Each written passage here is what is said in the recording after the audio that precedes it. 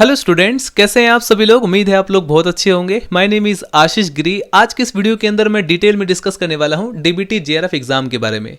Department of biotechnology एक exam conduct कराता है, बेट एग्जाम, जिसकी फुल फॉर्म है biotechnology eligibility test.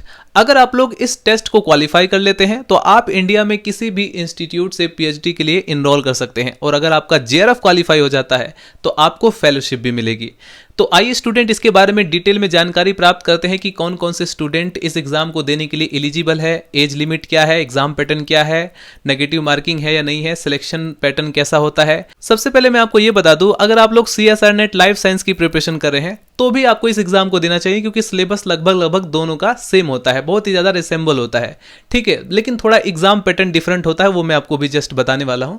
First of all हम ये देखते हैं कि इस एग्जाम को कंडक्ट कौन कराता है, तो डिपार्टमेंट ऑफ बायोटेक्नोलॉजी, ठीक है, ये जो है इस एग्जाम को कंडक्ट कराता है। फेलोशिप भी जो है department of biotechnology DBT he provide कराता है। यदि हम स्टूडेंट बात करें एलिजिबिलिटी क्राइटेरिया की, तो बैचलर्स और मास्टर्स दोनों ही स्टूडेंट यहां पर एलिजिबल होते हैं।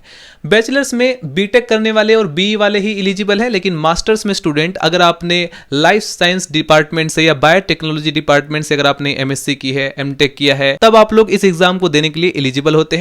आपके मिनिमम 60% मार्क्स होने चाहिए, और जितने भी स्टूडेंट ऐसे हैं जो कि एमएससी फाइनल ईयर में है, ध्यान रहे, वो भी इस एग्जाम को फॉर्म फिल कर सकते हैं, ठीक है। लेकिन बस वहां पर क्या है कि आपको एक कैटेगरी चुननी पड़ती है जिसका नाम है आरए कैटेगरी, यानी रिजल्ट अवेटेड कैटेगरी। उसके थ्रू आप लोग एग्जाम को फिल करके इस एग्जाम को दे सकते हैं। इसके बाद स्टूडेंट यदि हम बात करें एज लिमिट की, अगर आपको एलिजिबिलिटी क्राइटेरिया से रिलेटेड कोई भी क्वेश्चन पूछना तो आप लोग कमेंट सेक्शन में पूछ सकते हैं, क्योंकि ज्यादातर क्वेश्चन एलिजिबिलिटी क्राइटेरिया से ही होते हैं। एज लिमिट की यदि हम बात करें तो 28 ईयर्स तक आप इस एग्जाम को दे सकते हैं, ठीक है, इसमें जनरल और ईडब्ल्यूएस के लिए। लेकिन जो एज रिलैक्सेशन है वो ओबीसी के लिए 31 ईयर्स है, यानी कि 3 साल का आपको एज रिलैक्सेशन मिल जाता है। और जितने भी स्टूडेंट एससी एसटी पीडब्ल्यूडी या वुमेन है तो उनके लिए 5 साल का एज रिलैक्सेशन मिलता है, ठीक है। तो ये हमारी एज लिमिट है। इसके बाद यदि हम बात करें पैटर्न ऑफ एग्जामिनेशन की, एक और चीज मैं आपको बता देता हूं, सीएसआर नेट एग्जाम आपको दिखाई देगा कि वो एक साल में 2 बार कंडक्ट कराया जाता है, लेकिन ये जो डीबीटी जेआरएफ का एग्जाम है, जो बेट का एग्जाम है, ये एक साल में एक ही बार कंडक्ट कराया जाता है। इस चीज का आप लोग ध्यान रखें। और ये एग्जाम कब कंडक्ट कराया जाता है इसके बारे में भी मैं आपको बता देता हूं, क्योंकि यहां पर मेंशन नहीं है। ये एग्जाम आपको जनरली अगर हम फॉर्म की बात करें तो मार्च में इसका फॉर्म जो है वो फिलअप होना स्टार्ट हो जाता है, और अप्रैल में इस एग्जाम को कंडक्ट कराया जाता है, ठीक है। इसमें भी स्टूडेंट फेलोशिप मिलती है। एक बार मैं फिर से मेंशन कर दूं, जिस प्रकार से आईसीएमआर फेलोशिप प्रोवाइड करता है या सीएसआईआर फेलोशिप प्रोवाइड करता है, ठीक इसी प्रकार से डीबीटी भी फेलोशिप को प्रोवाइड कराता है। इसके बाद अब हम बात करते हैं पैटर्न ऑफ एग्जामिनेशन की, यानी एग्जाम पैटर्न कैसा होता है। तो यहां पर जो एग्जाम है वो 2 सेक्शंस में डिवाइड होता है। एक होता है सेक्शन ए, एक होता है सेक्शन बी। सेक्शन ए में 50 क्वेश्चन होते हैं, और ये 50 के 50 क्वेश्चन कंपलसरी होते हैं।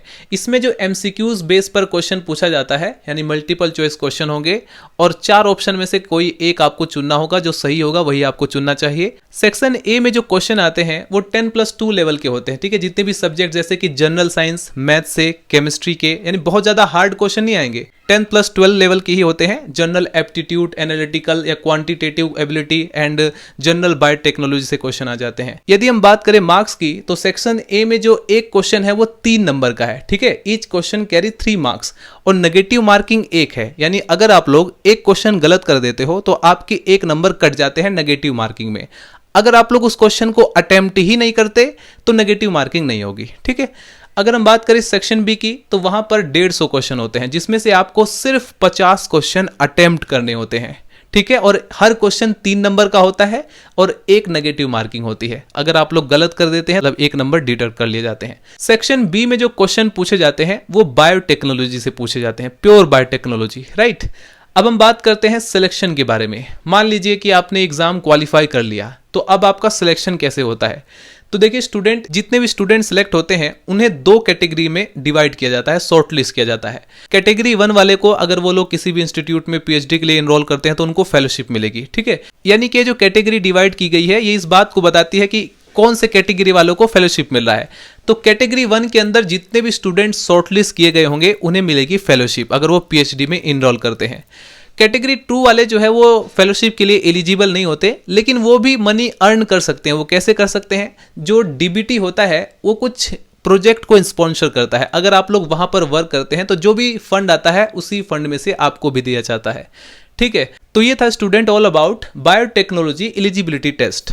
अगर आपको कोई भी डाउट हो इस एग्जाम से रिलेटेड, कोई क्वेरी हो, तो आप लोग कमेंट सेक्शन में पूछ सकते हैं। मिलते हैं नेक्स्ट वीडियो में। Bye bye, Tata.